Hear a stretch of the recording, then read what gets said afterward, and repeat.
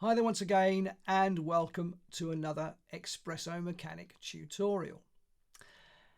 I was recently asked if a cloner that has been placed inside another cloner and the original cloner has a Python effector on it that features a counter, whether the effect of placing the original cloner inside another cloner would have an adverse effect on the counter within the Python effector, if that all makes sense. Well, it's something I'd not tried before, and in this tutorial, that's exactly what we're going to do. That's what we're going to be about in this tutorial, so without further ado, let's see if we can make this happen.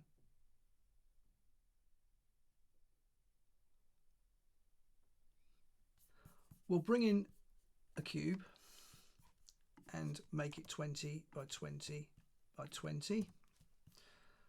We'll give it a little fillet, say 0.5, and by holding down our option key we can drop this into a cloner.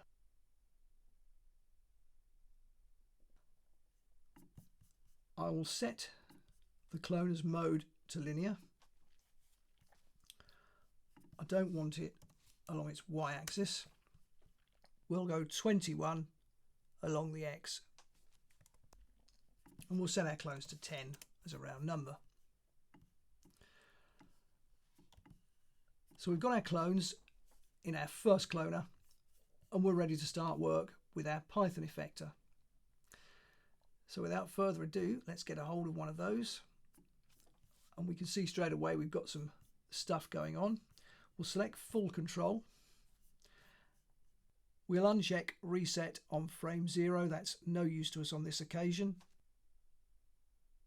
And then we can switch to a scripting layout, open in Python editor, and we're ready to start doing some work. We'll get rid of all the stuff that we don't need. For a start, we don't need any of this. We don't need this line. And we'll get rid of these comments because they're just in the way. Okay, that's made things a little bit more tidy. We can now think about where we're going from here. The first thing to do is bring in the ubiquitous frame variable. So frame is equal to doc.getTime get frame brackets doc.get fps open double close. Bringing in our frames, as always, from the timeline. The next thing we need to do is select the Python effector here and in our user data, add user data. We'll simply call this spline. The data type will, funnily enough, be spline. So let's find a spline and we'll get a hold of one of those. And then we can think about twirling this open and just setting this up with a bell curve. So we'll add 3 points and our first point can be at 0 and 0. Our last point at 1 along the x and 0 on the y, and this one we can set to 0.5 on the x and 1 on the y. And then we can think about working with our tangents. Now this is already 0.25, that's fine, so we'll set this one to minus 0.25. And our middle, we can just say minus 0.25, and that will set us up with the perfect bell curve. We'll hit OK, and we've got our user data here. Our spline is set up and it's ready to go. So we can drag this in to the editor, drop it here, and we can simply say spline is equal to op c4d.userdata. So that's all good. Okay, let's move on from here and think about where we're going next. We need some global variables, so we can say global trigger start underscore time, and finally counter, the all important one. Brilliant, so we've got that far and we're all set up. We can then say if frame is equal to 0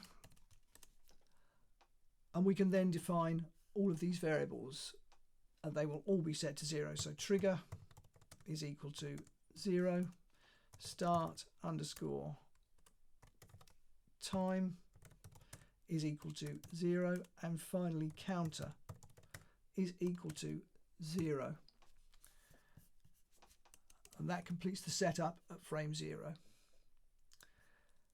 We can then move on from here and think about when we want these things to be triggered, because we're going to sequence through them and just make them move up and down.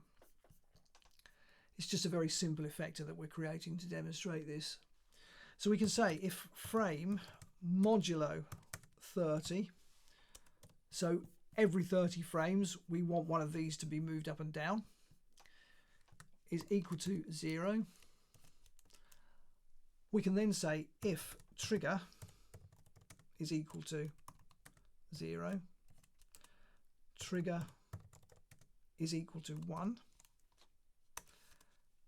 if start underscore time is, in fact, let's say, where are we? Say less than 1 rather than equal to 0. I think that just works better for me. Less than 1 there too. Then we can say start underscore time is equal to, and it will be frame, allowing us to start from our 0 point a little bit later on. Now let's move on from here. So once these have been set up, we can then think about moving things. Now, another thing you might think that we might like to increase the counter during this, that this might be the point at which we do it. Well, no, don't even go there. I tried doing it there and it does not work. It gives you very weird results. So we do it a little bit later. The structure of this is really important. So we can say if trigger is equal to 1. So if we've been triggered, now we want something to move. Duration is equal to, and it will be frame minus start time. Thus resetting everything to 0, no matter where we are along the timeline.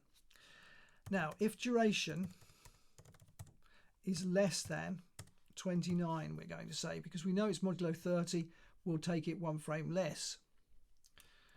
So if duration is less than 29, we can say range underscore mapper is equal to c4d.utils.range, helps if you spell it correctly, utils, that's better, dot range map brackets, and it will be duration as the input range, and it will be 0,29, and then 0,21, and we're going to move this thing up 21 units in its, or along its y-axis. True, and then finally spline. So we'll use the spline for data mapping, so it will come up to here, that will be 21, and then it'll go back to 0. Next thing to do is to create real values, so from our vectors, so we can say x is equal to, and up here we've got matrices, which is this list of the cubes matrices. So matrices brackets, or square brackets, counter dot off dot x. So that gives us our x real value. Y will be simply equal to the range mapper. And finally, if we just copy this line, paste it in here and change the x for a z, we've got our z as a real value. We can then convert this back to a vector, so matrices brackets counter dot off is equal to c4d dot vector brackets x comma y comma z, and that will allow us to position our cube. We can then say at this level the same as this, if else, and it will be trigger is equal to 0, start underscore time is equal to 0, and this is the point at which we start working with our counter. We can then say if counter is less than len brackets matrices -1. So if our counter is less than, basically it will be the length of our matrices, whatever that is, and that might be 10. We've got to take off 1 because we start from 0 through to 9, and that's why we take off the 1, so that we don't get an index error or our index out of range error. And we can then say counter plus equals 1, and then finally else counter equals 0. So we reset it once it's got to its final clone, and we've sequenced through all of them. And that's it. That's as much as we need to do with the code. So it's a simple effector, nothing particularly complex going on here. But this structure is very important. This is where the counter must be updated, not at any other point, and certainly not here. Even though that seems logical, it's not the way to do it. You must do it here. Let's see if it works. And look at that, it does. We'll give ourselves a few more frames, give ourselves 300. And we'll see that it will sequence through all of them.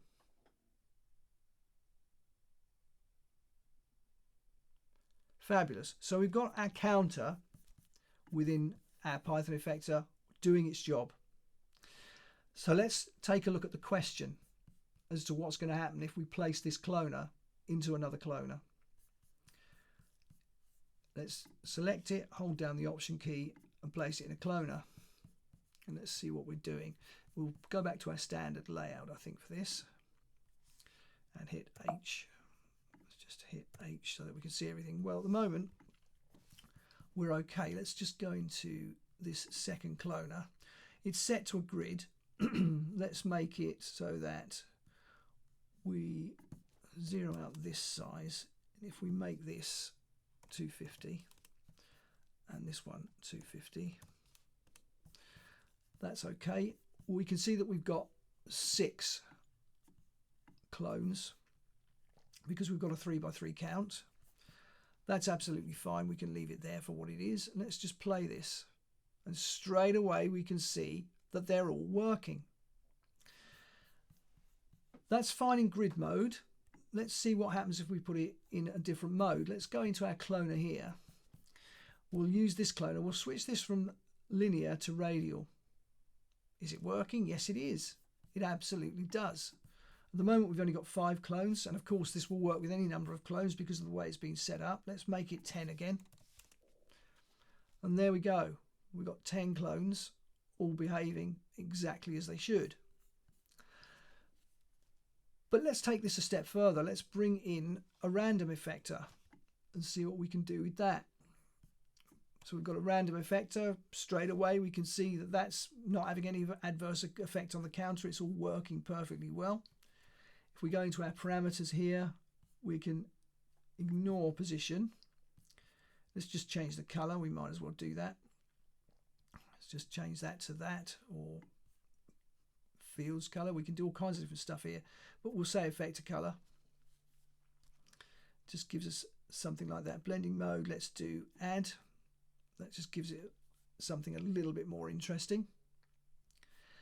So that's all working nicely. And now let's bring in a time effector and see what happens with that. So we'll bring in the time effector. At the moment it's applied to rotation. Let's see if it's actually applied to our cloner. We don't really need that in there. Let's just drop that out of there. Where are we? We've got, yeah, we need to bring that to here and drop that into there. That's better. So we've got our random effector. Let's have a look. So our cloner here, if we look at our effectors for this particular cloner, we've got the Python and we've got the random. That's fine. We'll leave that as it is. And then with our cloner here, we want to add effectors to this. So what we'll do is drop in our time effector, and straight away we can see that that's starting to work. It's moving everything, making everything rotate, and our clone is still rising and falling, which is exactly what we want. But let's take this a step further and also add this effector to here. And now we're making the clones rotate as they rise and fall. So you can see the answer to the question is there's no adverse effect whatsoever. It will work fine. It will absolutely do the job perfectly well. However, if we were using a Python effector that was a reactive Python effector, so using a scene object, suppose we had a sphere, and this sphere was being pulled into the Python effector to be used as an object to make the clones react to it, which if you've seen any of my other effector tutorials, you'll know that I've actually done this. In that situation, it wouldn't work because there's only one scene object, and all of the cloners would be trying to use that same object, and that won't work. It just wouldn't work in that particular scenario. I think it would cause problems there because each one of them would need their own individual object, and you can't do it because the clones are just being cloned within another cloner. So it's impossible to actually differentiate between different scene objects, and they'd all need their own scene object. So it's just not catered for at this particular moment in time. Whether or not that comes in the future, I really don't know. But anyway, that I think answers the question that I was being asked. It's perfectly fine. It doesn't cause any problems at all if you clone a cloner that features a Python effector with a counter within it. It all works perfectly well. And that just about brings us to the end of this tutorial. So as always, I really hope that this has inspired you and given you some ideas for things that you may be able to incorporate in your own projects. And if you have enjoyed the video, please give it a like. And if you haven't already, please subscribe to the channel, leave a comment, and of course, ring the bell. And wherever you happen to be on social media, please do share this video, because all this good stuff really does help keep the channel moving in the right direction. But anyway, that just about brings the curtain down on this one. So I'll see you very soon on the next tutorial.